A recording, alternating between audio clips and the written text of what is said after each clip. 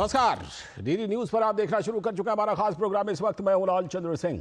अगले 1 घंटे में हम देखेंगे कुछ ऐसी खबरें जिन पर चर्चा जरूरी है, और यह चर्चा हम करेंगे अपने संवाददाताओं और खास मेहमानों के साथ। और आज सबसे पहले बात करेंगे कि क्या पाकिस्तान में जो वहां के सेना प्रमुख जनरल आसिम मुनीर हैं, उसकी जाल में पाकिस्तान फंस गया है क्या? क्योंकि पाकिस्तान डोल रहा है। कभी तो वो कहता है परमाणु बम है हमारे पास, वो हमने रखे हुए हैं। कभी कहता है नहीं, वो सिर्फ अपनी रक्षा के लिए हम करेंगे। और सुर जो है पाकिस्तान के इधर उधर हो रहे हैं। तो क्या जनरल मुनीर ने, आसिम मुनीर ने पाकिस्तान को फंसा दिया है? इस पर सबसे पहले बात करेंगे। और इसके बाद आज की खास चर्चा होगी कि भारत और पाक के बीच तनाव है, और यहां अपने देश के अंदर कुछ नेताओं, मैं कुछ नेताओं की बात कर रहा हूं, कुछ नेताओं के ऐसे ऐसे बयान आ रहे हैं जिससे यह लगता है कि ऐसे मौके पर भी वो ओछी राजनीति से बाज नहीं आ रहे हैं। तो उनकी वो कौन सी बातें हैं जिससे बड़े सवाल उठ रहे हैं, और यह लग रहा है कि क्या पाकिस्तान को और आतंकियों को इन बयानों के जरिए वो कवर फायर दे रहे हैं? इस पर खास चर्चा खास मेहमानों के साथ करेंगे। और इसके बाद बात करेंगे कि सुप्रीम कोर्ट ने एक बड़ा सुप्रीम फैसला सुनाया है कि शरिया अदालतें कानूनी नहीं है, उनके फैसले को मानना कानूनन जरूरी नहीं है। तो ये क्या यूसीसी की दिशा में एक बड़ा कदम होगा क्या? क्योंकि सुप्रीम कोर्ट कई बार इस बारे में दरियाफ्त कर भी चुकी है। ये तमाम सवाल जवाब होंगे, लेकिन सबसे पहले इस वक्त की हेडलाइंस। नई दिल्ली में इनोवेशन और स्टार्टअप में निवेश से संबंधित युग्म सम्मेलन में पीएम मोदी ने की शिरकत। एआई को लेकर सुपर हब बनाने, क्वांटम तकनीक और हेल्थ टेक को लेकर किए गए एमओयू। पीएम ने कहा, टैलेंट, टेम्परामेंट और टेक्नोलॉजी की ट्रिनिटी देश को दे रही है नई दिशा। एनआईए ने पहलगाम आतंकी हमले की जांच की तेज। घटनास्थल का सीन रिक्रिएट कर हर कोनी से जुटा रही है सबूत। आतंकी हमले के नए वीडियो सामने आने के बाद जीप ऑपरेटर से आज करेगी पूछताछ। आतंकियों के खिलाफ कार्रवाई के चलते जम्मू कश्मीर में सुरक्षा कारणों से 48 पर्यटक स्थल किए गए बंद। संयुक्त राष्ट्र के मंच पर भारत ने पाकिस्तान को लगाई लताड़। कहा, आतंकवाद को बढ़ावा देता है पाकिस्तान। वैश्विक समुदाय से चुप्पी तोड़ने का भी किया आह्वान। 5वें दिन में पाकिस्तान ने सीज फायर का किया उल्लंघन। लेकिन मेडिकल वीजा पर भारत आए पाकिस्तानी नागरिकों के वापस लौटने का आज अंतिम दिन, और आदेश तोड़ने पर भुगतने होंगे गंभीर परिणाम। परमाणु बम की धमकी देने वाले पाकिस्तान के बदल रहे सुर। रक्षा मंत्री ख्वाजा आसिफ ने कहा, अगर हमारा अस्तित्व संकट में आए तभी हम सुरक्षा में उठाएंगे कदम। और भारत के अंदर ही कुछ नेताओं की टिप्पणी पर उठे बड़े सवाल। पहलगाम हमले के आतंकियों और साजिशकर्ताओं को कवर फायर देने की कोशिश, हो रहा है जबरदस्त विरोध। ये थे इस वक्त की हेडलाइंस। अब देखते हैं खबरों को विस्तार से। और सबसे पहले आज बात करने वाले हैं कि क्या जनरल मुनीर की जाल में ही पाकिस्तान फंस गया है? जिस तरह के बयान आ रहे हैं, जिस तरह पाकिस्तान डोल रहा है, पाकिस्तान में सबसे विवादास्पद मौजूदा कठमुल्ला जनरल मुनीर, आसिम मुनीर ने क्या सचमुच पाकिस्तान को फंसा दिया है? शहबाज शरीफ सरकार की हालत यह है कि कभी तो परमाणु युद्ध की धमकी दे देता है, और कभी युद्ध ना हो इसके लिए रास्ता ढूंढता फिरता है। पहलगाम आतंकी हमले के बाद भारत के ताबड़तोड़ एक्शन से पाकिस्तान में खलबली मची हुई है। न्यूक्लियर बम की धमकी देने वाले ख्वाजा आसिफ, जो वहां के रक्षा मंत्री हैं, वो अब एक अलग बयान दे रहे हैं। और वो अपने बयान में कह रहे हैं कि जब अस्तित्व पर संकट आएगा तभी इस तरह की कुछ बात हम करेंगे।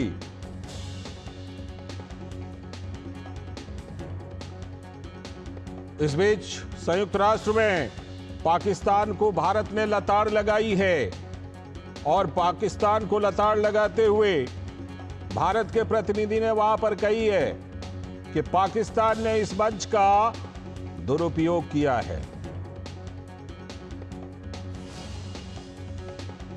पहलगाम हमले को लेकर पूरे देश में इधर जबरदस्त गुस्सा है। हर कोई आतंक और उसके सरगना के खिलाफ जबरदस्त एक्शन चाहता है। पिछले दिनों जांच एजेंसी ने पाकिस्तान के नापाक साजिश को बेनकाब भी किया है। तो पहलगाम हमले में शामिल एक आतंकी हाशिम मूसा पाकिस्तान का पैरा कमांडो था। इस हमले में पाकिस्तानी आईएसआई के हाथ होने का यह पक्का सबूत माना जा सकता है। लेकिन कश्मीर को गले की नस बताकर हिंदुओं के खिलाफ नफरती सोच जाहिर करने वाला कठमुल्ला जनरल मुनीर, उसने पाकिस्तान में जल प्रलय का संकट खड़ा कर दिया है। पहलगाम हमले के बाद भारत ने साफ कर दिया है कि खून और पानी एक साथ तो नहीं बहेंगे। पाकिस्तान में भी अब लोग ये मानने लगे हैं कि भारत का सिंधु नदी समझौता पर कड़ा फैसला बिना जंग लड़े पाकिस्तान की कमर तोड़ सकता है।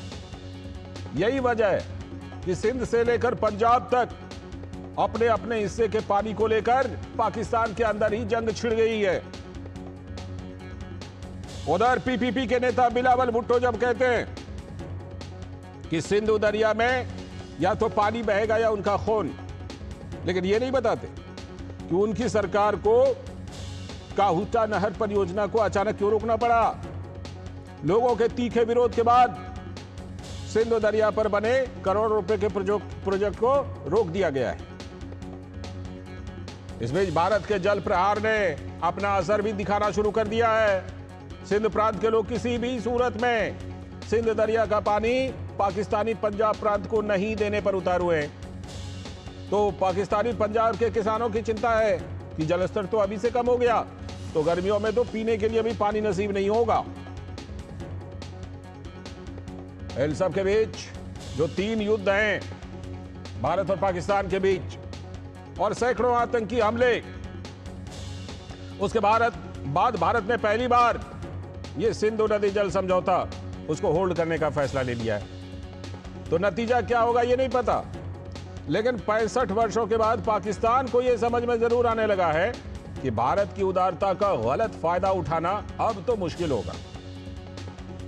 और जो जनरल आसिम मुनीर है उसके कुकर्मों की सजा पाकिस्तान के जनता को भी भुगतना होगा।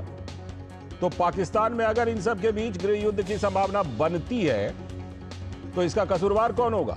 सिर्फ वो कठमुल्ला जनरल आसिम मुनीर, वही होगा इसका जिम्मेदार।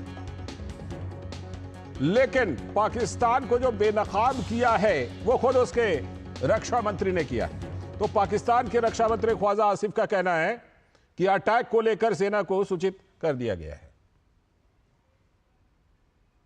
The likelihood that India will attempt an incursion in Pakistan and will engage Pakistan militarily, that is a possibility, a very clear and stark possibility. Cannot be ruled out. We have reinforced our forces because it is something which is imminent now. और जैसा कि हमने बताया, संयुक्त राष्ट्र में भारत ने पाकिस्तान को जबरदस्त लताड़ लगाई है। और भारत की जो उपस्थायी प्रतिनिधि योजना पटेल हैं, उन्होंने पहलगाम आतंकी हमले का मुद्दा उठाते हुए कहा कि पाकिस्तान आतंकवादियों के प्रशिक्षण के लिए धन देता है। The whole world has heard Pakistan's Defense Minister Khwaja Asif admitting and confessing Pakistan's history of supporting, training and funding terrorist organizations in a recent television interview. This open confession surprises no one and exposes Pakistan as a rogue state fueling global terrorism and destabilizing the region. The world can no longer turn a blind eye. और वहीं रक्षा विशेषज्ञ ध्रुव कटोच का कहना है कि पाकिस्तान अब घबराया हुआ है। Nuclear weapons are not something which we play around with or toy around with. As it is, Pakistan should be very, very mindful of what they do, because India's nuclear policy speaks of massive retaliation. So the question of using nuclear weapons by Pakistan, I think they should be very, very careful of what they're talking about. They are in a state of panic. तो पाकिस्तान को क्या आसिफ मुनीर ने फंसा दिया है। पहले आसिफ मुनीर ने फंसाया, फिर उसके रक्षा मंत्री आसिफ ख्वाजा आसिफ, उनके इंटरव्यू ने फंसा दिया।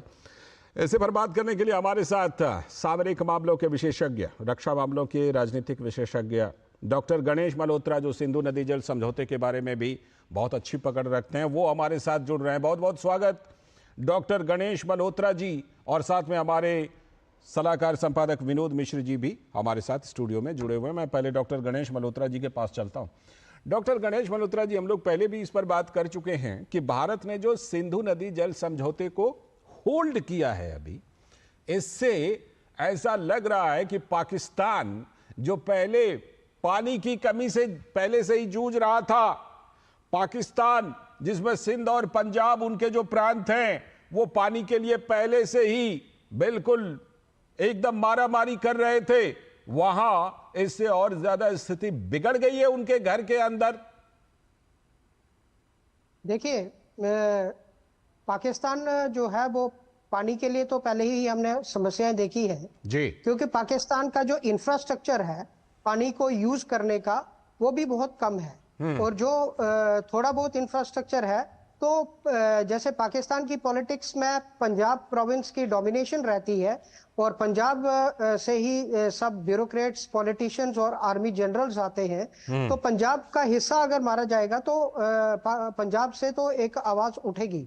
और पंजाब और सिंध के बीच में जो लड़ाई लगी हुई है पानी को लेके, वो तो पहले से लगी हुई है। अब क्योंकि इंडस वाटर ट्रीटी को इंडिया ने सस्पेंड किया है तो उस वजह से ये खबरें सामने आने लगी हैं, नहीं तो ये बहुत देर से लगी हुई है लड़ाई। और मुझे लगता है कि गर्मी के मौसम में ये और जो फाइट है वो एग्रेसिव होने वाली है। तो जैसा कि आपने कहा कि आने वाले समय में पाकिस्तान में गृह युद्ध जो है वो हो सकता है, तो हो नहीं सकता है। मुझे लगता है कि वो ऑलरेडी चल रहा है। हम बलूचिस्तान में देखें, बलूचिस्तान में पाकिस्तान की बुरी हालत है। परसों ही जो बलूच नेशनल्स हैं उन्होंने बलूचिस्तान का जो मुख्य हाईवे था उसको ब्लॉक कर दिया था।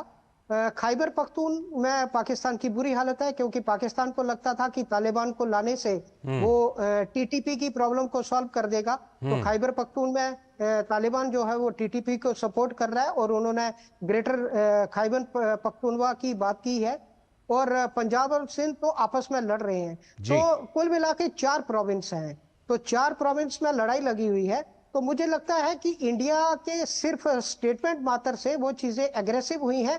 आने वाला समय जो है वो बहुत इंटरेस्टिंग होने वाला है। बिल्कुल इंटरेस्टिंग होने वाला है। बहुत सारी खबरें वहां से आ रही है और इस बीच वहां के नेता जो हैं वो पेंडुलम, उनके बयान देखिए तो पेंडुलम की तरह डोल रहे हैं। चाहे बिलावल भुट्टो हो कि ख्वाजा आसिफ हो कि वहां के जनरल हो कि कोई और नेता हो। उधर विनोद जी, नवाज शरीफ अपना तजुर्बा शेयर कर रहे हैं अपने छोटे भाई से, शहबाज शरीफ से, कि भारत से लड़ना नहीं, टेबल पर ही बात करना, लड़ना मत। और उधर वो कह रहे हैं कि नहीं वो परमाणु धमकी तो ऐसे थे, अब जब अस्तित्व पर संकट आएगा तभी कुछ सोचेंगे। ये सारी चीजें मिल करके पाकिस्तान के अंदर के हालात को किस तरह से पेश कर रही हैं। और क्या यहां से लेकर के संयुक्त राष्ट्र संघ तक पाकिस्तान, जिसके बारे में कहा जाता है कि इट्स ए फेल्ड स्टेट, ये एक विफल रोग देश है, वो साबित हो रहा है यहां से लेकर संयुक्त राष्ट्र के मंच तक। विनोद जी। लाल जी, अभी जो गणेश जी बता रहे थे, इंटरेस्टिंग पॉइंट जो बता रहे थे, उसी इंटरेस्टिंग में सॉरी मैं जोड़ता हूं। पाकिस्तान के अभी टेलीविजन चैनल पे वहाँ एक पत्रकार जो बहुत सीनियर जर्नलिस्ट हैं वहाँ जी, तो वो कह रहे थे कि पाकिस्तान जो है अभी Guinness book of world record तोड़ने वाला है। इसका वो ऐलान करते हुए कह रहे हैं कि पाकिस्तान ने एक झटके में 40 लाख फौज की भर्ती कर दी है। ध्यान दीजिएगा, 40 लाख, 4 मिलियन जी। कह रहे हैं कि इस पाकिस्तान के सेना में शामिल हो गए। कौन लोग हैं? तो कह रहे हैं कि सारे जो रिटायर्ड आर्मी के जवान थे या उसके अधिकारी थे उनको सबको बुला लिया गया है और एक झटके में पाकिस्तान की फौज की ताकत जो है वो 40 लाख बन गई है। ये सिगुफा आप देख लीजिए, फूंका हुआ कारतूस, तो जो पहले 3-4 युद्ध में फूंके हुए कारतूस साबित होते। पाकिस्तान जो इस तरह के जो शोसेबाजी में लगा हुआ है, लोग तो समझेंगे उस 40 लाख में 4 लाख तुम्हारा वही दहशतगर्द है, वही दहशतगर्द है जो वही मूसा जो पाकिस्तान के कमांडो फोर्स था और वो पहलगाम अटैक में उसके होने का पक्के सबूत अब है जी। और जाहिर सी बात है कि ये बगैर मुनीर का, मुनीर इससे पहले जनरल बनने से पहले वो आईएसआई के ही चीफ थे, तो ये पूरा प्लान था और आईएसआई का प्लान था। ये बात अब दुनिया के सामने में हमारी सुरक्षा एजेंसियों ने साबित कर दिया, चस्पा कर दिया कि ये तुम्हारा एक कमांडो है जो आके पहलगाम में आके इस तरह के घृणित और इस तरह के नरसंहार को अंजाम दिया। बिल्कुल। अब सवाल ये है कि आखिर पाकिस्तान में, जो अभी हम अपने प्रोड्यूसर्स को बताएंगे कि एक बार सर जरा वो सिंध के उस गृह युद्ध की भी तस्वीर दिखा दो। जरूर दिखाइए जरा वो तस्वीर, किस तरह पाकिस्तान से में वहां जो मल्होत्रा जी कह रहे थे वो पिछले 1 महीने से जारी है। इसकी डेट फिक्स थी कि इस हफ्ते में जो कहूटा का आप कह रहे थे वो करोड़ों अरबों रुपए का वो प्रोजेक्ट है जिसमें सिंध दरिया से उसमें 7 चैनल बनाए गए हैं जो पानी सीधे सीधे पंजाब की ओर जाना था। पंजाब जो उनका सबसे एग्रीकल्चर के लिए सबसे वहां माना जाता है कि पूरे स्टेट में और उसके एक्सपोर्ट के लिए सबसे वहां पंजाब में ये सारी व्यवस्था है, तो वो उसमें ले जाने के लिए ये सारी चीजें बनी थी। आप देख लीजिए, ये देखिए तस्वीरें आ गई, देखिए कैसी तस्वीरें अपने आप में बता रही हैं क्या हाहाकार मचा। तस्वीर शायद आपको टेलीविजन स्क्रीन पे दुनिया चैनल में ना दिखाई दे, लेकिन पाकिस्तान के इस गृह युद्ध के कारण जो जनरल मुनीर जाने वाले थे, इसका उद्घाटन करने वाले थे कल, उसको पाकिस्तान को उसको रोकना पड़ा है, उसको अभी होल्ड पे करना पड़ा है। ये अंदेशा लोगों को अब लगने लगा है पाकिस्तान के अंदर कि इंडिया ने अगर इंडस वाटर ट्रीटी को अभी होल्ड किया है, अगर इसको पूरी तरह से रोक दिया तो पाकिस्तान पहले से ही फेल्ड स्टेट है। पाकिस्तान की हालत क्या होगी इसकी कल्पना आप इन तस्वीरों में देख सकते हैं। बिल्कुल, ये तस्वीरें बता रही हैं। सबसे बड़ा सवाल तो ये है, ये बात पूरी दुनिया को और कम से कम यहाँ के लोगों को भी समझनी चाहिए कि बॉस कोई ट्रीटी जो होता है वो पेपर पे लिखी हुई कागज और इबारत नहीं है जी, उसका एक ट्रस्ट होता है। क्या पाकिस्तान ने पिछले 65 वर्षों में उस ट्रस्ट का सम्मान किया है? अगर सैकड़ों बार तोड़ा है। अगर पाकिस्तान ने भारत के उस ट्रस्ट को तोड़ा है जो दुनिया के सबसे उदार समझौता माना जाता है, तो यह पूछना पड़ेगा यहां के हुक्मरानों से कि अब तक 50 साल में जो दर्जनों आतंकी हमले हुए, सैकड़ों लाखों लोगों की जाने गई, हजारों फौजें हमारे वहां पे शहीद हुए पाकिस्तान कश्मीर में और बाकी जगह पे, इसको पॉज बटन क्यों नहीं दबाया गया कभी? तो ये नरेंद्र मोदी की सरकार है जो पहली बार पाकिस्तान के इस आतंकी हमले और ये क्रूर सियासत के चेहरे को बेनकाब किया है और उस पे पॉज बटन दबाया है। तो पाकिस्तान के सिंध की ये हालत देख लीजिए और आने वाले समय में इससे भी बदसूरत आपकी तस्वीर पाकिस्तान से आने वाली है। बिल्कुल, और ज्यादा ये तस्वीर खराब हो सकती है। और तस्वीर तो आपने जो एक बड़ा सवाल उठाया, हमारा तो शास्त्र सिखाता है छठे शाठ्यम समाचरित है, छठ जो है वो छठ की ही भाषा समझता है और ऐसी भाषा देने वाले इस धरती पर मौजूद है। मैं नाम ले लेता हूं, इजराइल का जो छठे शाठ्यम समाचरित करता है, वो मजबूर जिस तरह से पाकिस्तान कर रहा है, कल को अगर छठे शाठ्यम समाचरित पर भारत 4 कदम और आगे बढ़ जाए, डॉक्टर गणेश मल्होत्रा जी, तो पाकिस्तान का और बुरा हाल हो जाएगा। और अभी जो अंदर से वो जिस तरह मारा मारी है, उसमें भारत अगर इस तरह का स्ट्रॉन्ग एक्शन लेना शुरू कर दे तो पाकिस्तान के लिए तो सरवाइव करना मुश्किल हो जाएगा। देखिए, पहले तो एक जो मिश्रा जी ने बात रखी है कि जो पाकिस्तान ने एक शगुफ्ता फैलाया है कि 40 लाख लोग जो हैं वो एक ही दिन में रिक्रूट हो गए हैं। उसी दौरान हम अब देखते हैं कि एक लेटर बड़ा वायरल हो रहा है जिसमें लगभग 4000 के करीब जो सोल्जर्स हैं पाकिस्तान आर्मी के, उन्होंने रिजाइन कर दिया है, आर्मी को रिजाइन कर दिया है। तो जो लोग रिटायर हो चुके हैं, जो आराम से एक पेंशन ले रहे हैं, वो क्यों शामिल होंगे इस दलदल में? और ये तो शगुफा है। दूसरी बात यह है कि ट्रीटी को जो सस्पेंड किया है, अगर हम सेक्शन 62 देखें वियना लॉ ऑफ ट्रीटीज की, वो कहता है कि जिन हालात में ट्रीटी साइन हुई थी कोई भी, अगर वो हालात नहीं रहे हैं तो हम उस ट्रीटी को सस्पेंड कर सकते हैं, हम उस ट्रीटी से बाहर आ सकते हैं। तो हम कहते हैं कि हमने ट्रीटी साइन की थी क्योंकि हम पीस चाहते थे, हमने विराट दिल बताया था। तो पाकिस्तान ने वैसा विराट दिल नहीं बताया, तो हमें पूरा एक अधिकार है, हम ट्रीटी को सस्पेंड कर सकते हैं। तीसरी बात इन्होंने जो आपने रखी है कि अभी तक की सरकारों ने इसके ऊपर अभी तक की सरकारों ने पॉज बटन दबाना तो जरूर दूर की बात है, उन्होंने उन चीजों को एनकैश करने के लिए, मैंने उस दिन भी आपके सामने बोला था कि जो हमारा 20% हिस्सा था उसको भी चैनलाइज करने के लिए हमने इंफ्रास्ट्रक्चर नहीं बताया। और अगर हम देखें तो सबसे पहले इंडस वाटर ट्रीटी को रिव्यू करने की बात जो है वो 13 दिसंबर 2001 में जब पार्लियामेंट अटैक हुआ था, उस टाइम पे प्रधानमंत्री अटल बिहारी वाजपेयी जी ने की थी, और उसके 13 साल के बाद मोदी जी ने ये बात की थी। तो मुझे लगता है कि इसके ऊपर भी चर्चा होनी चाहिए कि हम क्या पाकिस्तान के आगे इतने क्या लाचार थे कि हम इस ट्रीटी के बारे में बात नहीं कर रहे थे। मुझे लगता है कि इंडिया को कोई स्टेप उठाने की जरूरत नहीं है कि हम इसके लिए कुछ पाकिस्तान में क्या करें। हम अगर अपनी ट्रीटी पे अडिग रहते हैं, जो हमने स्टेटमेंट दिया है कि हम इसको सस्पेंड करते हैं, और हमारे देखिए 3 प्रोजेक्ट चेनाब पे चल रहे हैं, रेटले चल रहा है, पकुल डुल्लू चल रहा है, और एक और प्रोजेक्ट चल रहा है। अगर हम उनके ऊपर एग्रेसिव काम करते हैं, शाहपुर कंडी प्रोजेक्ट पे काम करते हैं, तो मुझे लगता है कि पाकिस्तान एक दिन हमारे चरणों में गिरेगा और आसिफ मुनीर बोलेंगे कि भैया हमें बताओ कि हमें क्या करना है, आप हमारी बात मान लीजिए, हमारे लोगों को भूखा नहीं मारिए।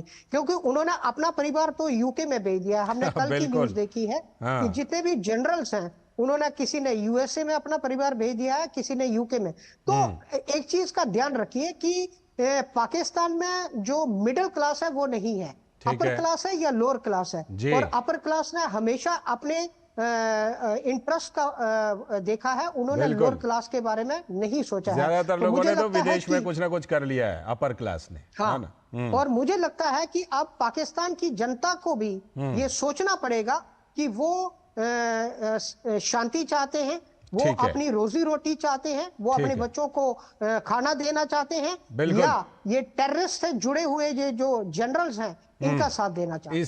इसीलिए हम ये सवाल कह रहे थे कि आसिम मुनीर ने क्या पाकिस्तान को फंसा दिया है, और ये लग रहा है कि फंसा दिया। बहुत बहुत शुक्रिया।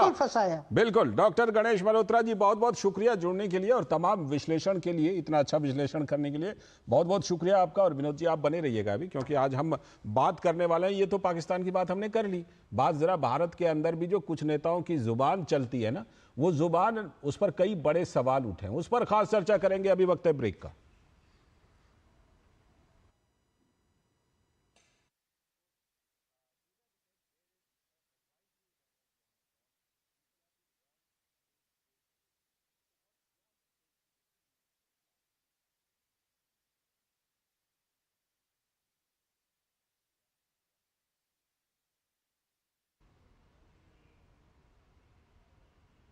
स्वागत है ब्रेक के बाद। आप देख रहे हैं डीडी न्यूज पर। इस वक्त अब बारी आ गई आज की खास चर्चा की, और आज की खास चर्चा भारत के अंदर के कुछ नेताओं के बयान की बात।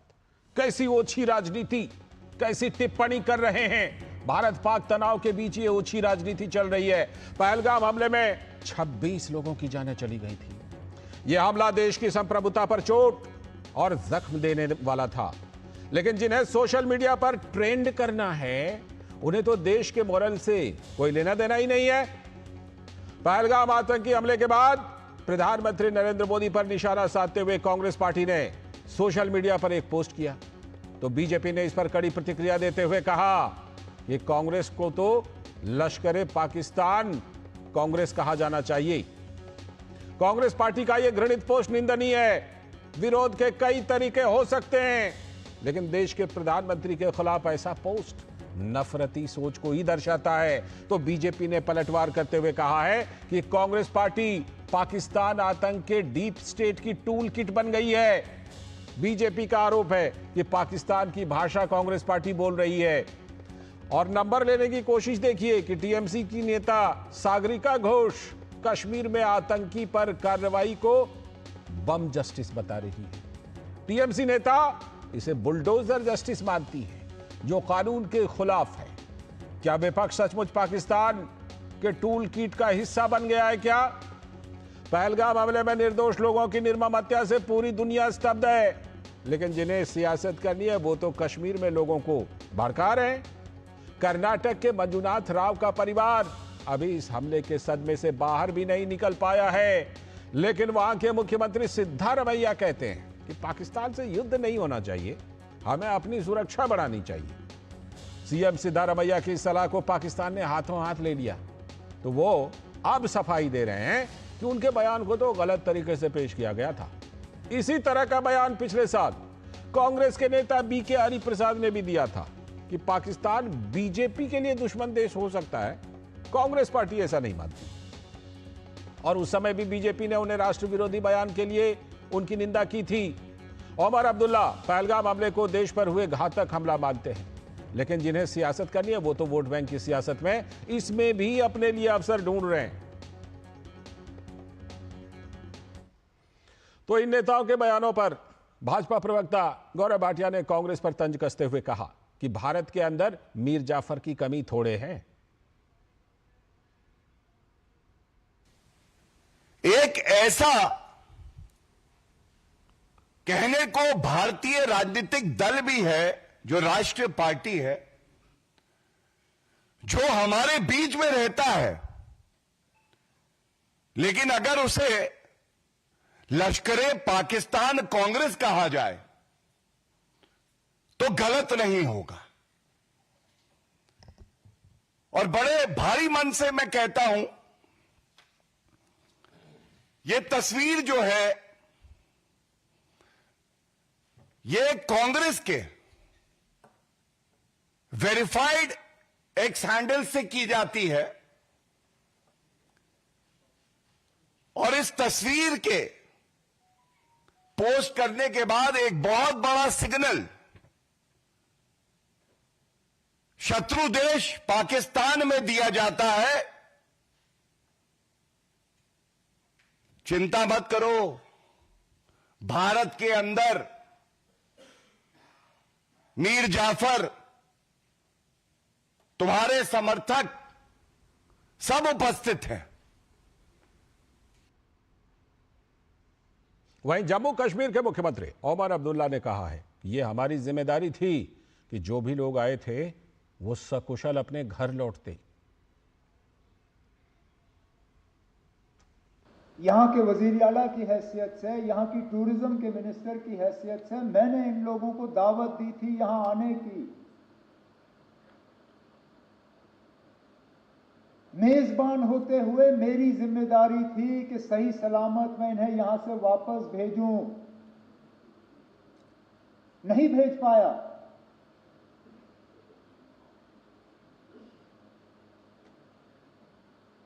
और माफी मांगने के अल्फाज नहीं थे।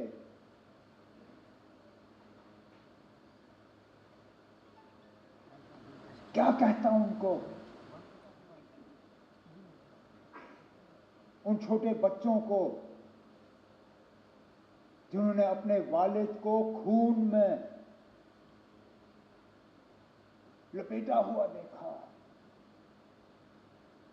उस नेवी अफसर की विधवा को जिनको शादी हुए ही चंद दिन हुए थे।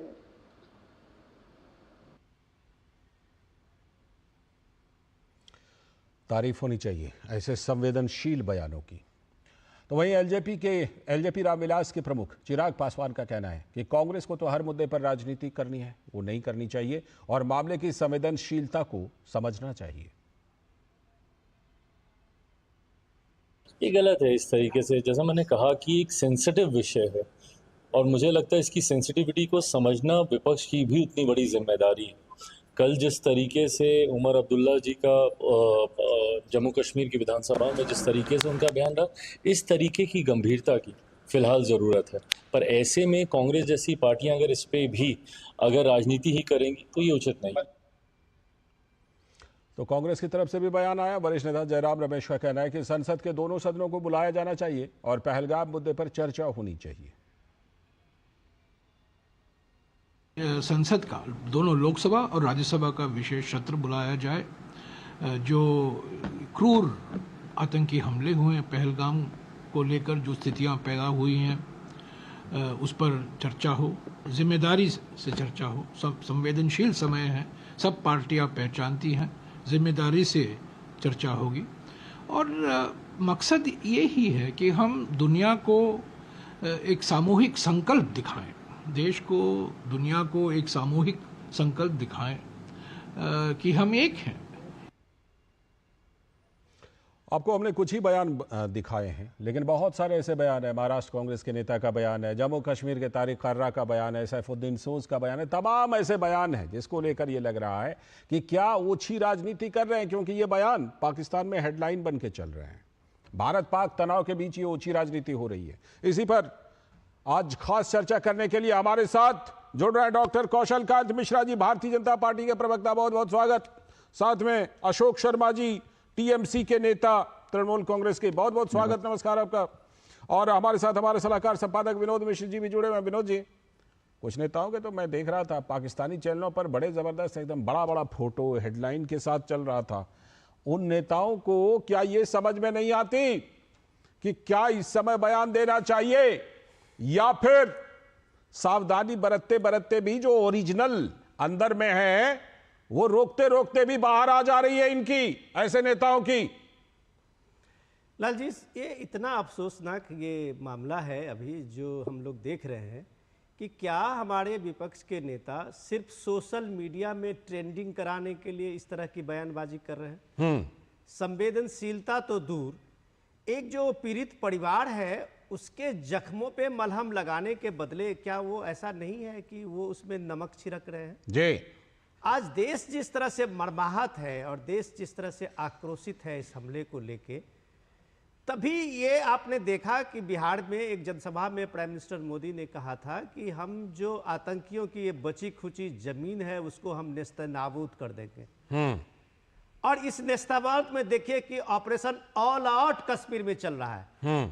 9 वहां आतंकी जो परिवार के जो घर है उसको अभी तक बुलडोज कर दिया गया, ढा दिया गया। जी, कोई जस्टिस का मतलब यही होता है कि आप निर्दोष लोगों को मारेंगे, उसके कॉन्स्पिरेसी में शामिल होंगे, और उसके बाद जो न्याय तंत्र है, व्यवस्था है, वो कागज लेके दौड़ती रहेगी कि आपको जस्टिस के कटघरे में ये न्याय तंत्र है, इसकी सजा मिलेगी और बरदूर मिलेगी। जी, अभी मैं देख रहा था कि अभी अखिलेश यादव का ताजा ट्वीट है, और अखिलेश यादव कह रहे हैं पूछता है भारत कि उन पर्यटकों को सुरक्षा क्यों नहीं मिली। ठीक, अरे भाई साहब, इतने लंबे चौड़े पोस्ट में एक बार पूछ लेते, पूछता है भारत इन आतंकी हमले में जो पीड़ित परिवार है उसके दर्द में शामिल क्यों नहीं हुए? 2 मिनट का समय क्यों नहीं निकाला? इतने बड़े पोस्ट में एक लाइन आपको पीड़ित परिवारों के लिए नहीं लगा, लेकिन आपको सियासत करनी है तो पूछता है भारत। अगर आप बात 1 मिनट के लिए अगर आप सोचिए कि इन सारे नेताओं का, मैं ऐसा नहीं कह रहा हूं, ये मुझे अफसोस है, ये मुझे कहना पड़ रहा है कि इनके परिवार का कोई बंदा इस तरह के हलाकत जो आतंकियों ने किया था वहां, उसमें इनके परिवार के लोगों को पूछ के आता कि क्या हिंदू हो और 28 गोली उनके सर पे लगती, तो फिर उनका रिएक्शन क्या होता? इनके परिवार के किसी को पूछता कि तुम्हें कलमा आता है, और उसके बाद कलमा आती कि इसके साथ में अगर वो बंदा कलमा नहीं पढ़ता है उसको गोली मार दी जाती है, तब फिर ये जयराम रमेश के घर की प्रतिक्रिया क्या होती? अखिलेश यादव के घर की प्रतिक्रिया क्या होती? ये सागरिका घोष के परिवार की क्या प्रतिक्रिया होती? ठीक, आप उस निर्दोष, उस मासूम लोग जो भारत के जम्मू कश्मीर में एक टूरिज्म करने गया था, उसके लिए आप खोज रहे हैं, अलग अलग रास्ता निकाल रहे हैं, टूल किट का हिस्सा बन रहे हैं। ये शर्मनाक बात। बिल्कुल, ये शर्मनाक है, बेहद शर्मनाक है। और आपने कहा कि नाम पूछ करके, धर्म पूछ करके मारा। महाराष्ट्र कांग्रेस के तो एक नेता कह रहे थे उनके पास उतना टाइम कहां था कि धर्म पूछते।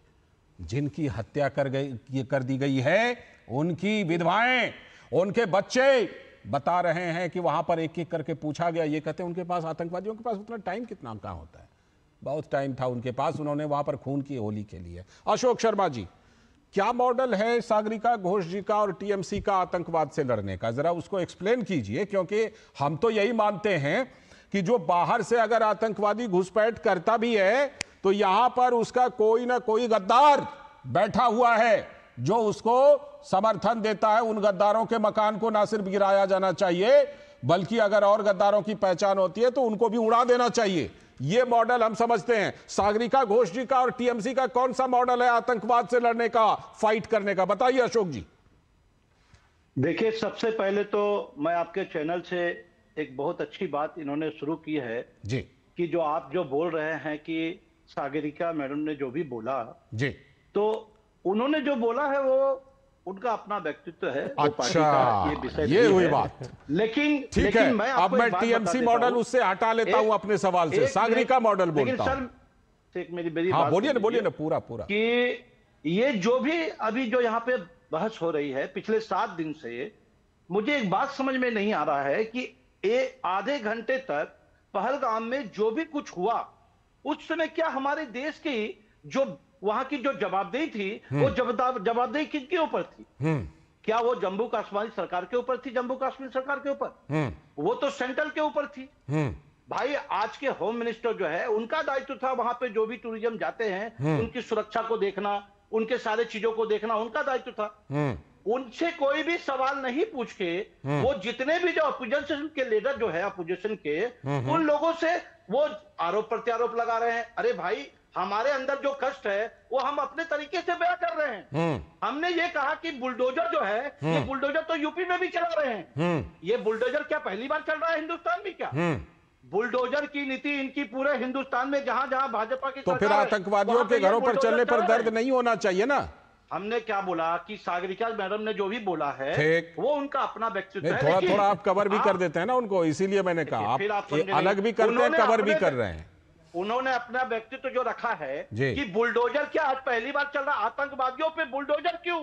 आप क्यों नहीं पीओ को या क्यों नहीं जाके पाकिस्तान बैठक कर रहे हैं? अच्छा, क्या प्रॉब्लम है?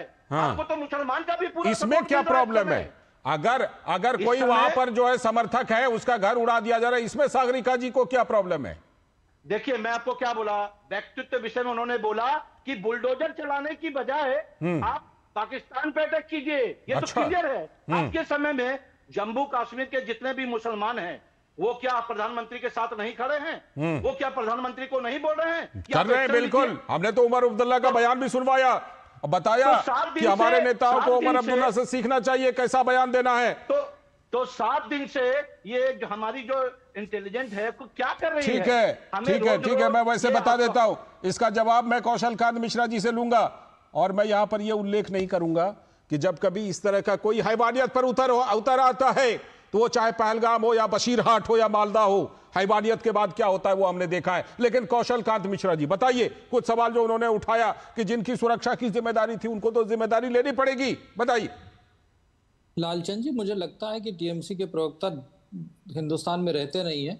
जो पहली ऑल पार्टी मीटिंग हुई तो उसमें होम मिनिस्टर ने साफ कहा था और हमारी सरकार खुल करके कहती है कि हाँ हमारी जिम्मेदारी थी और कहीं न कहीं सुरक्षा में चूक हुई तभी ये दुर्घटना हुई। बिल्कुल, ये बात तो सवाल खत्म हो गया ना कि कौन जिम्मेदारी तो ले ही रहे हैं ना। लेकिन आप ये बताइए, टीएमसी की सागरिका हो चाहे मर्जीना खातून ही है ना आपकी नेता, जो कह रहे हैं ये बीजेपी ने कराया। अरे आपको याद है लालचंद जी, एक जोड़ दिया था उसको, वक्फ से भी जोड़ दिया ना कि वक्फ का मामला दबाने के लिए जी बीजेपी ने। लालचंद जी, आपको याद है ना एक नारा चला आ रहा हूं अशोक जी, आ रहा हूं अशोक जी। देश के गद्दारों को गोली मारो डैश डैश। तो ये जितने लोग हैं जो खड़े हैं पाकिस्तान के साथ आज, ये सबको बड़ा कष्ट हुआ था। क्यों? क्योंकि कांग्रेस में सिद्धारमैया हो, आरबी तिमारपुर हो, सैफुद्दीन सोज हो, विजय टिवार हो, मणिशंकर अय्यर हो, वो जगत सिंह नेगी हो, दामाद साहब हो, सब गद्दारों से भरे हुए। इसलिए इन्हें लगा अगर गोली मारी जाएगी तो इन्हीं सब मारे जाएंगे। इसलिए ये जयचंद और मीर जाफर की पार्टियां जो भरी हुई है देश में, इनके गद्दारों को गोली मारने की ही जरूरत है। मैं दोबारा इंसिस्ट कर रहा हूं। और एक चीज और बता दूं मुहावरे के तौर पर ही लिया जाए।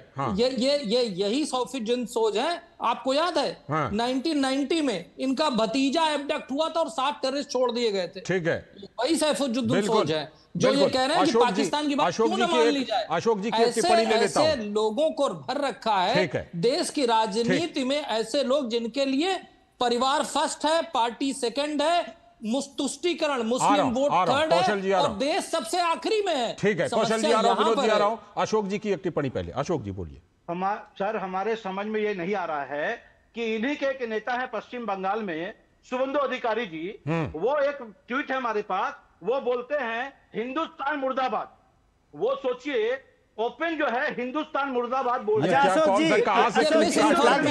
सर मैं आपको एक सवाल दे रहा हूँ, फैला रहे हैं, लालचंद जी इसको कंफर्म किया जाए। मैं वही कह रहा हूँ, मैं वही इसका क्या सोर्स है और कहीं क्लिप काट करके कुछ चला तो नहीं रहा। मिस इन्फॉर्मेशन फैलाई जा रही है, गलत इन्फॉर्मेशन। डॉक्टर साहब एक मिनट, अशोक जी मैं अशोक जी आपको ही सवाल दे रहा हूँ। अशोक जी एक मिनट, आपका ही ये मंच है, आपको ये सवाल दे रहा हूं।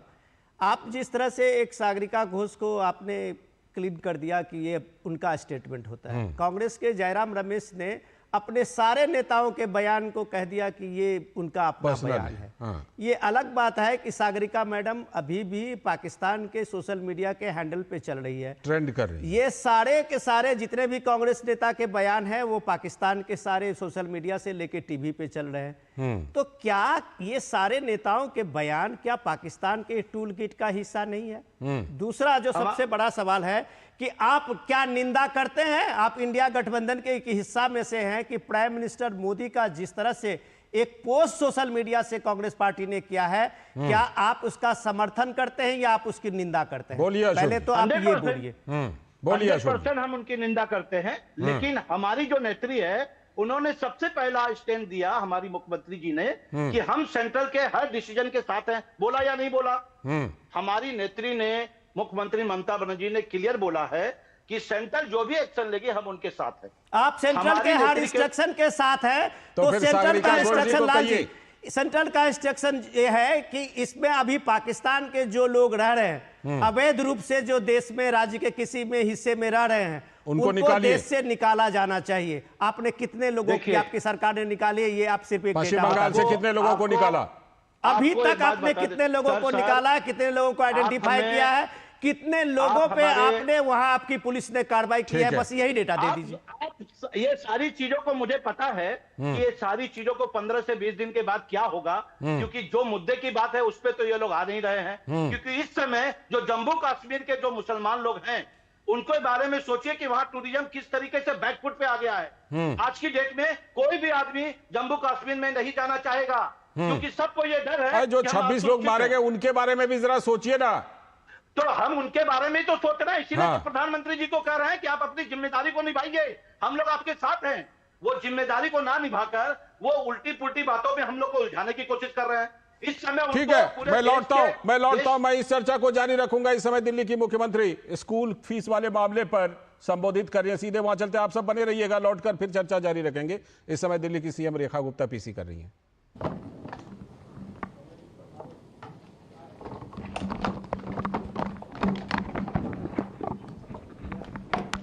बहुत बहुत धन्यवाद। आदरणीय मुख्यमंत्री जी ने आपके समक्ष दिल्ली की स्कूलों में फी हाइक के संदर्भ में, फीस बढ़े या ना बढ़े उसके संदर्भ में अभी जो कैबिनेट ने बिल पास किया उसके बारे में आपको सूचना दी। पिछले कुछ समय से कुछ पेरेंट्स की, कुछ अभिभावकों की शिकायत थी। स्वयं मुख्यमंत्री जी ने संवेदनशील होकर, सड़क पर खड़े होकर भी उन परिवारों को सुना, उन बच्चों को सुना और मुख्यमंत्री जी के निर्देश पर स्कूलों को शो कॉज नोटिस भी जारी हुआ। मगर आपके नेतृत्व में सरकार ने यह महसूस किया कि कब तक ये स्टॉप गैप अरेंजमेंट चलते रहेंगे। आखिर कभी ना कभी तो दिल्ली की स्कूल व्यवस्था को ठीक करना ही होगा। शिक्षा बदली, स्कूल बदले, लेकिन कानून नहीं बदला। और आज मैं आपको गर्व के साथ कह सकता हूं कि मुख्यमंत्री जी के नेतृत्व में, मुख्यमंत्री जी के मार्गदर्शन में हमने इसे बदलने की, इस इशू को समाधान करने की शुरुआत शुरू कर दी है। आज हमारी कैबिनेट ने आज एक बिल पास किया है जिस बिल का नाम है Delhi school education transparency in fixation and regulation of fees bill 2025। मैं आप सबके लिए दोबारा दोहराता हूं, Delhi school education transparency in fixation and regulation of fees bill 2025-2025। जैसा कि नाम बताता है कि फीस रेगुलेट भी की जाएगी और ट्रांसपेरेंटली रेगुलेट की जाएगी।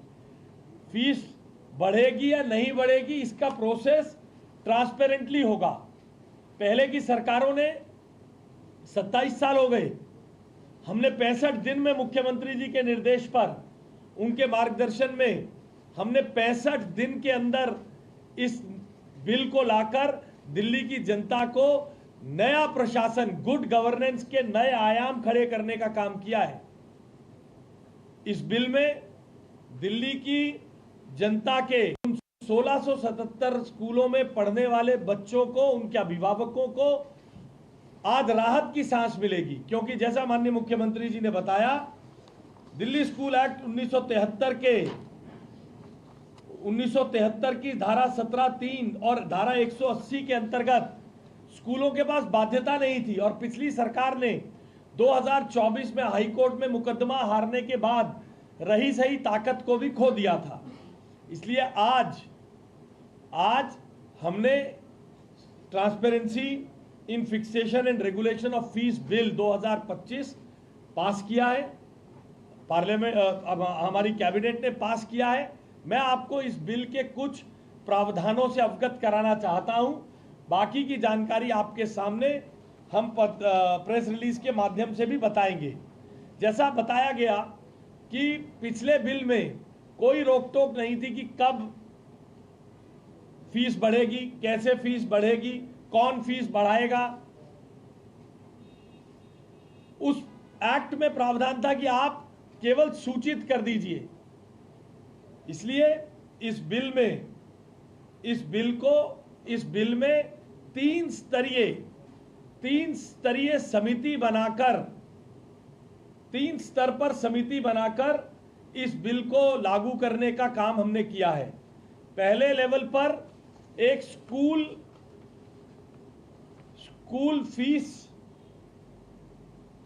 लेवल फी रेगुलेशन कमेटी बनेगी, जिसके चेयरपर्सन मैनेजमेंट के चेयरपर्सन होंगे, सेक्रेटरी स्कूल की प्रिंसिपल होंगी, 3 टीचर होंगे, 5 अभिभावक होंगे और डायरेक्टर ऑफ एजुकेशन का नॉमिनी स्कूल लेवल पर उसके ऑब्जर्वर के रूप में उसमें रहेगा। ये 5 पेरेंट जो होंगे, ये पीटीए के जो सदस्य हैं उनमें से ड्रॉ ऑफ लॉट के माध्यम से चुने जाएंगे। स्कूल अपनी मनमानी नहीं कर पाएगा। जितने पेरेंट्स हैं इसके रूल्स फॉर्मुलेट होंगे, उनको ड्रॉ ऑफ लॉट के माध्यम से पेरेंट्स को चुना जाएगा और ये लोग 3 साल के लिए फीस को बढ़ाने या फीस के संदर्भ में क्या करना है उसका निर्णय करेंगे। ये 5 सदस्यीय इस पूरी कमेटी। सीधा प्रसारण आप देख रहे थे दिल्ली सरकार की प्रेस वार्ता का, जिसमें दिल्ली के शिक्षा मंत्री आशीष सूद बता रहे थे कि दिल्ली सरकार की कैबिनेट ने एक बिल को मंजूरी दी है, जिसके तहत जो स्कूलों की फीस है उस पर नियंत्रण, उसमें पारदर्शिता को लेकर के उन्होंने ये मंजूरी दी है। और फिलहाल वक्त है एक ब्रेक का। ब्रेक के बाद लौटेंगे, तब बात करेंगे कि सुप्रीम कोर्ट ने शरिया कानून को लेकर क्या कहा है। कहा है कि ये कानून नहीं चलेगा, इसकी कोई कानूनी मान्यता शरिया अदालतों की नहीं है। वक्त है अभी एक ब्रेक का।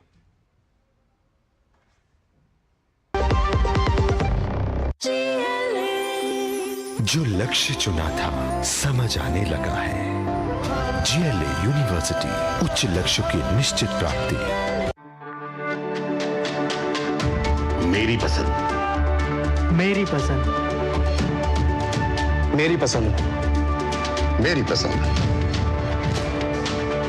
हमारी पसंद, हम सबकी पसंद। मजबूत देश का मजबूत सरिया हो गया स्टील। स्वागत है ब्रेक के बाद। आप देख रहे हैं डेली न्यूज पर इस वक्त, और अब बारी है एक और बड़ी खबर की, और ये बड़ी खबर सुप्रीम कोर्ट से सुप्रीम फैसला आया है कि शरिया अदालतें कानूनी नहीं है, कोई कानूनी मान्यता नहीं है उसकी। सुप्रीम कोर्ट का शरिया अदालतों पर दो टूक बड़ा फैसला आया है। शरिया अदालतों की कानूनी तौर पर कोई मान्यता नहीं है। सुप्रीम कोर्ट ने यह साफ तौर पर कहा है कि काजी की अदालत शरिया अदालत को लेकर सुप्रीम कोर्ट का यह अहम फैसला है। दरअसल एक महिला की याचिका पर सुप्रीम कोर्ट ने यह टिप्पणी की है, और जस्टिस सुधांशु धूलिया और जस्टिस एहसानुद्दीन अमानुल्लाह की बेंच का यह फैसला है। दरअसल इलाहाबाद हाईकोर्ट के फैसले के खिलाफ सुप्रीम कोर्ट में एक याचिका दायर की गई थी, तो सुप्रीम कोर्ट ने कहा शरिया अदालतों के द्वारा दिया गया कोई भी निर्देश कानूनी रूप से लागू करने के योग्य नहीं है। सुप्रीम कोर्ट के इस फैसले को बेहद अहम माना जा रहा है, खासतौर पर समान नागरिक संहिता यानी यूसीसी की दिशा में इसे एक बड़ा फैसला माना जा रहा है। और सुप्रीम कोर्ट तो पहले भी कई बार सरकार से कह चुका है यूसीसी लागू करने के लिए, तो इस दिशा में यह बड़ा फैसला। हमारे संवाददाता विकास सारथी जो सुप्रीम कोर्ट के फैसलों पर टिप्पणियों पर बड़ी पैनी नजर रखते हैं, वो जुड़ चुके हैं। साथ में हमारे सलाहकार संपादक विनोद मिश्र जी भी स्टूडियो में हैं। विकास, जो सुप्रीम कोर्ट की ये टिप्पणी शरिया अदालतों के बारे में, काजी की अदालतों के बारे में रही, क्या कुछ खास बातें रही, और सुप्रीम कोर्ट की ये टिप्पणी, सुप्रीम कोर्ट का ये फैसला किस तरफ इशारा करता है? क्योंकि सुप्रीम कोर्ट पहले भी यूसीसी को लेकर सरकार से कई बार पूछताछ कर चुकी है। बिल्कुल लालचंद, देखिए जस्टिस एहसानुद्दीन जो कि जस्टिस धुलिया के साथ इस बेंच में थे, ये टिप्पणियां उनकी थी कि जो इस्लामिक लॉ है, शरिया लॉ है, उसके हिसाब से आप ये चीजें डिसाइड नहीं कर सकते अगर कोई पार्टी नहीं चाहती। तो यहाँ पर कुल मामला ये था कि पत्नी जो गुजारे भत्ते की मांग कर रही थी मेंटेनेंस की, उसको लेकर के पति ने यही एक शरिया कोर्ट में या इस्लामिक कोर्ट में जो एक सेटलमेंट डीड होने की बात कही थी, और उसको पेश कर दिया था फैमिली कोर्ट में। तो कोर्ट ने न केवल इस बात को लेकर के नाखुशी जताई कि इस तरह के मामलों में ये जो शरिया कोर्ट है इनके फैसले नहीं चलेंगे, केवल तभी इन बातों को आप मान सकते हैं जब दोनों पक्ष इसके लिए सहमत होते। जब पत्नी सहमत नहीं थी तो कोर्ट ने ये इस बात पर और नाराजगी जताई कि फैमिली कोर्ट जो कि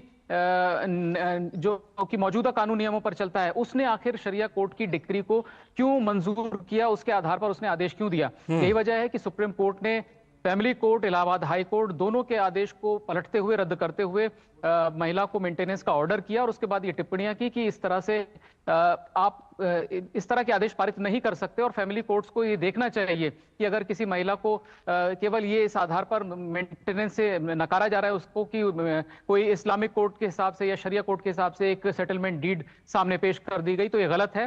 फैमिली कोर्ट को तय करना होगा कि दोनों पक्ष सहमत थे या नहीं थे, और इसीलिए ये टिप्पणी महत्वपूर्ण है, बहुत ही महत्वपूर्ण है विनोद जी। और महत्वपूर्ण इस मायने में भी है कि उत्तराखंड जैसे राज्य जो है वो समान नागरिक संहिता की दिशा में लागू कर चुके हैं, बढ़ चुके हैं, और भी इस पर चर्चा है। ऐसे में सुप्रीम कोर्ट का जो ये फैसला, जो सुप्रीम कोर्ट की ये टिप्पणी है, सुप्रीम कोर्ट पहले भी इस मामले में कई बार पूछताछ कर चुकी है, तो ये काफी अहम माना जाएगा, एक दिशा दिखा रही है ये फैसला, ये टिप्पणी। जी, अभी विकास जी जो बता रहे थे कि देखिए सबसे इंपॉर्टेंट है कि एक देश है और उस देश के जितने नागरिक हैं संविधान के रूप से उनको एक अधिकार दिए गए हैं। तो फिर ये बड़ा सवाल तो ये बनता है कि यहाँ के देश के अलग अलग नागरिकों के लिए अलग अलग कानूनी सलाह और कानूनी मशवरे क्यों होंगे? क्यों किसी नागरिक के लिए संविधान से अलग उनकी अलग व्यवस्था होगी? तो जब इस व्यवस्था को अभी उत्तराखंड सरकार ने एक राज्य के रूप में, गोवा तो बहुत पहले से, आजादी से पहले से गोवा में यूसीसी लागू है, ये पहला राज्य उत्तराखंड है जिसने करके दिखाया है। तो शायद उत्तराखंड में किसी बहन को, किसी बेटी को अब इस मेंटेनेंस के लिए और इन सारी चीजों के लिए, गुजारा भत्ते के लिए अब शायद काजी के पास और शरिया कोर्ट में ना जाना पड़े। उसको सीधे सीधे उसके लिए जो व्यवस्था यूसीसी में रखा गया है वही व्यवस्था उसके लिए काफी है, और वो सब पे लागू होता है, चाहे वो हिंदू हो, मुसलमान हो, सिख हो, ईसाई हो, जो भी धर्म और मजहब के लोग होंगे उनके लिए एक ही कानून की तरह उनकी व्यवस्था है। अब ये बड़ा सवाल तो ये है कि इस देश में आप ये देखिए कि आप इस तरह के अलग अलग डिस्कोर्स चलाते हैं, अलग अलग न्याय की व्यवस्था करते हैं, तो भारत की जो प्राचीन न्याय व्यवस्था है, क्या कभी आप उस न्याय व्यवस्था पे भी गएंगे, कभी जाएंगे? क्योंकि देश मानता है कि संविधान में जो न्याय की व्यवस्था की है वो सबके लिए बराबर है। तो आपके लिए सामने में अभी पार्लियामेंट में इसी डिस्कशन में गृह मंत्री अमित शाह ने कहा था कि ये कैसी व्यवस्था, सरिया कोर्ट और सिविल कोर्ट की बात करते हो आप, लॉ सरिया लॉ लगाते हो, जब इस देश में क्या सरिया के जो फौजदारी मुकदमे हैं क्या उस कानून को आप लागू करोगे? के बदले हाथ काटोगे? क्या आप वो सरिया आप इसको आपको मान्य होगा? तो जहां जहां आपको सूट करता है कि आपको लगता है कि इस व्यवस्था को हम समाज में बना सकते हैं, तो आप उस व्यवस्था के लिए जिद करते हो कि हमारा ये सरिया का है, हमारे ये कानून है, हमारे ये फतवे हैं। तो भाई साहब ये फौजदारी के मामले में आप क्यों नहीं एक बार इस सरिया के कानून के और इस चीज को हवाला देते हो? ठीक है। तो ये विसंगतियां दूर करने के लिए सुप्रीम कोर्ट का ये फैसला बहुत ही अहम है, और इस चर्चा को बल दिया है कि एक देश एक विधान जो है उस व्यवस्था में इस तरह के फैसले से एक मजबूती मिलती है। बिल्कुल मजबूती मिलती है। प्रधानमंत्री भी कह चुके हैं एक धर्मनिरपेक्ष देश में ये कम्युनल कानून, सांप्रदायिक कानून क्यों चलेगा। बहुत बहुत शुक्रिया विकास जुड़ने के लिए, विनोद जी आपका भी जुड़ने के लिए बहुत बहुत शुक्रिया। और आज के इस वक्त में फिलहाल इतना ही, पूरी टीम को दीजिए अनुमति। नमस्कार।